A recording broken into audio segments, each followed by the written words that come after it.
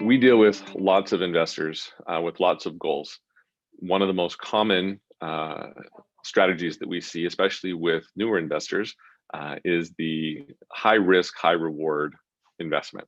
These are the homes that oftentimes are advertised on public websites, that are talked about in success stories all over the place. I bought a house for $50,000, rented it for $1,000 a month, and it was the best thing in the world. While those stories do exist and those opportunities are out there from time to time, high risk, high reward properties tend to get investors thinking about the high reward part of it and not thinking about the high risk part of it. Early on in my experience in property management, when we first came to Kansas City, we dealt with a lot of those kinds of properties. And no doubt there were a handful of them that were very successful. The majority, however, fell into the high risk category. You have risk of vandalism, you have risk of tenant default, you have risk of maintenance issues that, especially on older houses, can become very, very costly.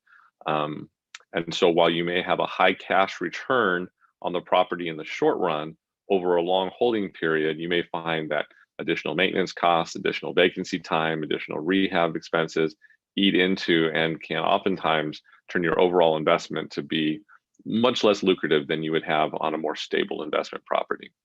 The other thing that I think is important to note is the investors that really succeed on those high risk, high reward properties tend to be the local volume investors.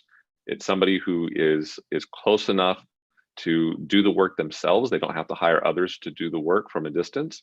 They're able to buy 20, 30, 40 or more properties at these reduced rates and then average their successes over the portfolio. Many of the investors that we work with are out-of-state investors or otherwise engaged in a full-time job and are only buying 1, 2, or 3 properties. And you just can't take advantage of some of the benefits that are possible when you have to do that from a distance. You have to pay retail prices for contract work and property management and everything else.